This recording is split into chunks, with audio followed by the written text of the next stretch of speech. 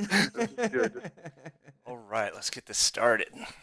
Adam, if industrial design were a deep sea mollusk, you would be the meaty, translucent innards. Welcome to Engineer versus Designer. The podcast. For engineers, designers, and people who make slightly terrifying yet beautiful fashion jewelry, my name is Adam, industrial designer of CADjunkie.com. And my name is Josh, mechanical engineer of SolidSmack.com. If you're one of the 6 people, including our mothers, who tune in, you know each week's show cracks the airwaves in 3 glorious halves. This week, we're looking at digital tools in fine art. We'll start with the top product design stories from the week's news, courtesy of SolidSmack.com. Followed by design process tips, tricks, and Q&A compliments of CADjunkie.com. And in the third half, we'll talk with special guest Anthony Tammaro, shifting reality through design at AnthonyTammaro.com, where he uses additive manufacturing processes to create fine art jewelry inspired by nature. Welcome, Anthony. It is such a pleasure to have you on the show today. In one sentence, if you could make any 1980s sci-fi toy into a reality,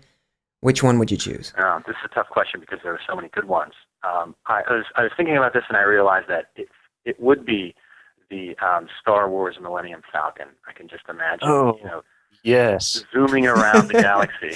Okay, Anthony, great choice. Stay put. We'll be hearing more from you as the show goes on. Josh Mings of SolidSmack.com. Oh, yes. Welcome in the New Year's baby with the butt smack of knowledge. What have you got for us this week? All right, this week we're having fun with Shapeways. Our guest Anthony Tammaro creates amazing 3D printed jewelry, some of which you can see on shapeways.com. And now we are doing a contest, folks, a necklace design contest. First of the new year and first for EvD. That's right. Design the coolest necklace you can imagine, and the winner will have their design printed up to $200 by Shapeways, and also snag a snazzy EvD t-shirt. Sorry, Anthony, no entry from you, as you get to judge the contest. Surprise! Oh, man. Just upload your model at shapeways.com and tag it with the word EvD. We're going to keep the contest going until we get at least one entry. At least one. Or January 31st, whichever comes first. So hit shapeways.com for some inspiration and upload those models. Josh, the news. Yes. First off, there is magic in the world, and it comes in the form of Sugru. Sugru is an air-curing rubber that can be formed by hand. You can shape, stick, and mold it to just about anything you can imagine, and it's extremely durable. Now, this magical substance has been around a while, but I'm convinced you'll start seeing more of it. You can get it online at MakerBot or Sugru.com. 3D printing is all the rage, of course, but what if you could do it yourself with your hands? Oh. Haptic Intelligentsia is aiming the haptic glove of happiness at the idea, allowing you to build your object layer by layer with a glue gun attached to a sensible 6 degrees of freedom haptic device. It's Nice. truly a blend of physical interaction with the 3D digital model. Words simply cannot do this justice, so check out the video at engineerversusdesigner.com. Right on. And Josh, if you didn't make that up, It's for real. Wow. Yep, believe me. And if you're a regular listener, you'll know we love a good Kickstarter project. love it. And if you're interested in starting one of your own, there are a few keys to success besides not choosing an idea that sucks that you might want to know. That's usually my problem. Patent attorney Kevin Price started one of his own on a book of patent art, had it successfully funded, and is passing the knowledge on to you over at IPWatchdog.com. There's nothing quite like having 111 5-euro-cent coins hanging around stylishly on your neck. Michael Cornelison is making all of that possible for you with the E5.55, a 3D printed necklace design that holds all of those coins in place, creating a clustered array of coppery couture. You can buy the full necklace on his website or buy the 3D printed piece via Shapeways and use your own coinage to customize the look. Hot. Yeah. You can pick up the new version of 123D Beta 8 for free 3D modeling at 123dapp.com. 2011 saw a whole bunch of iPad apps for CAD, and that number is expected to double in 2012. And if you're wondering what comes after LED TVs and monitors, get ready for quantum dot displays coming to your desktop soon. And engineer versus designer Solid Smack and CAD Junkie are officially joining forces. Oh, yeah. You could better be looking for new site updates and more coming real soon. In fact, if you're hearing this, it's probably January 2nd or later, which means you might even just check out the sites right now. Mm-hmm. And that 3D printed necklace thing is interesting. But what about this Sugru? Have you used it yet? I have not used it. I've wanted to, and I've just ordered 5 barrels of it to mold my buttocks. The stuff is amazing. Now, it's a Formaroll. It's a patented formable silicone technology and can be used to mold anything from tools and make repairs, a mask to cover horrible scars, or even mold jewelry. So, Anthony, what do you think about that? Well, I think that the more products we have to make beautiful jewelry, I think it's just wonderful. I think the fact that you're actually doing something with your hands is great too. So I'm up for it. I want to get a couple of barrels, and maybe I'll mold the front part of my body as the rear part. It's kind of interesting stuff. I've seen a lot of things with it. It's really cool. It's kind of like Play-Doh, right? It's like like Play-Doh that can harden but not. It's kind of this weird mixture of properties that can just do a lot of different things.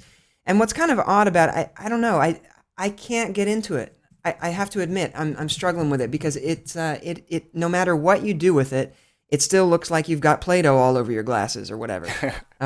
And I don't know, maybe it's just the industrial designer in me, but it's kind of weird. Yeah, there's definitely a look that you don't really want to give to a certain product. It looks like a patch repair job on some of the things, but it's got some practical applications that I think look good. And if you're just using it alone to make some stuff, it looks pretty cool, especially the color stuff. Oh man, 3D iPad apps. Do we need more of those? Sure, why not? Anthony, what do you think? So I think it's really great for actually showing your work. I'm not really sure of how practical it is for actually creating your work. I think that it's definitely in a few years. I think that it could be super useful, to have these things. So I'm looking forward to it. Well, that sets it up. We'll be looking for the EvD 3D CAD iPad app coming out this summer. Not? We'll be right back. Adam O'Hearn of CADJunkie.com. The time has come to fry our ignorance bacon with the griddle pan of knowledge, buddy. What have you got for us this week? This week's CAD Junkie Q&A is brought to you by the first EvD 3D printing contest ever. Yeah. With our friends over at Shapeways. Upload those necklace designs at shapeways.com. Tag them with the word EvD and win a print of your design. More at evd1.tv and at shapeways.com. So excited. Excellent. Today we're chatting with Anthony Tammaro, fine art jewelry designer of anthonytammaro.com. So Anthony, in a few minutes we're going to be talking about the real motivations behind your work, the backstory, the inspiration. The mojo. The voodoo mojo behind what you do. But first, good grief, your stuff is insane. And I just want to talk shop with you for just a minute here. You're doing stuff that is unbelievably organic. Some of it looks like internal organs, like prosthetics maybe. Some of it is just completely abstract, flowing, repetitive patterns. And doing all that in a way that can only be done using these crazy new digital tools we all take for granted these days. Can you tell us a little bit more about the technical side of your process? And we'll talk about where the ideas come from in a minute. But let's say you've got an idea for a necklace that looks a certain way. Where do you go from there? How do you start? With hand sketches, or do you go straight digital? Well, that depends. It actually depends on the mood that I'm in because, my studio practice when I'm making the artwork really, it's like going to the gym for me. I set out a block of time and I sit in front of my computer and even if nothing's coming, sometimes I'm just staring at a blank screen and just daydreaming. Sometimes I actually take active naps, so to speak, where I'll kind of nap and think about what I want to achieve. And I'm sorry, Anthony, you are my kind of guy. Not only do you call sitting at your computer going to the gym, you also take active naps. I'm a big fan already. Yeah, I think that the brain really functions a little bit better when you're able to nap a bit and daydream, so to speak, about what you want to do. And I guess I don't think that would work when I'm doing my commission work, like for my jewelry design stuff. I don't think that the people who are paying me would appreciate me doing an active nap, so to speak. But for me in my studio, it works really well. Right. There's also other times when I'm when I'm stuck with something, and for me to try to actually create it digitally might be difficult. So I could do some sketching. I know that I think that my digital creation skills are a little bit stronger than my hand sketching skills. So sometimes I tend to rely on just jumping right into the software and tweaking. I also okay. So you've had your active nap. You've got your sketches or your digital sketches or whatever. How do you go about usually building it from there? What kind of tools do you use? As far as the tools, I mostly start with Rhino. For me, I've just taken to Rhino to the point where it's like second nature, almost to a fault sometimes. Whereas sometimes I feel like I might be using the same 5 tricks. But usually I start with Rhino. I block some things out with Rhino, and then if I need to do some other types of massaging or whatever, I can take those Rhino files and transfer them into other software packages like SolidWorks or Magix or something like that, and then do a little bit more tweaking and kind of go the extra mile in a way. That's really interesting. I'm just curious. What would you then use SolidWorks or Magix for? Magix in particular. I'm really curious what you would plan on using that for after Rhino. I guess I shouldn't say this because my graduate professor would probably be a little bit disappointed in me, but sometimes I'm not able to finish the job totally with something like Rhino because, as you probably know, Rhinos is a really great surfacing tool, but sometimes my pieces have components that have to interact with other silicone parts, and sometimes it's difficult to accomplish those things with Rhino the way that I work. So sometimes I'll use SolidWorks to do processes that are more exacting in a way, and also Magix is, as you probably know, is really wonderful if I need to split things apart and measure things very precisely and calculate if there's going to be any kind of shrinkage or warpage, that kind of thing. It's also great for checking when I'm making when I'm going to be CNC cutting molds for any kind of silicone that I'm going to be casting. Magix works really well to check those molds, and also SolidWorks for any kind if I have to think about draft angles. Sure. So I mean, basically, using a multiple tool work environment really enables you to do a lot of things you couldn't do with a single tool. I'm really curious. I want to go back and ask you why your graduate professor would be upset about that. I think that within the graduate program that I was attending, that we were being taught basically the new classics of using one type of software and becoming really proficient with that type of software. So you possibly don't have to use Magix to make sure that you have no naked edges, or you have no your normals are all facing the proper direction to have it printed. Because for that program, for that educational program, the final product was an STL, a solid STL that could be sent to a rapid prototyping machine and could be realized in a tangible state. So for someone who is maybe a year or two into a type of software to say, well, I'm just going to throw these curves together, do a couple of sweeps, get a form, and then throw it. I see what you're saying. So you're saying by using multiple tools, your professors were concerned that you might throw craftsmanship out the door and just kind of be careless and use tools as a way of hack and slashing your way through it, as opposed to using each tool for what it's best suited. I think that's definitely valid. I think I could also talk about this all day long, and I think I want to hear more about your work. So why don't we go ahead and take a break? Sounds good. We'll be right back, people. And welcome back. Today, as you know, we are chatting with Anthony Tammaro of AnthonyTammaro.com, artist, designer, jewelry maker, and digital fabrication aficionado. We asked him to come on the show because he's using engineering design tools to create highly organic fine art jewelry, and it is just plain cool. Very cool. So, Anthony, did you come out of the womb using rapid prototyping machines to make jewelry? And if so, that's really cool. And if not, how did you get started? Well, I mean, I wish I could say that I came on the scene, out of the womb with the rapid prototyping stuff, because that would make me really young and sprightly.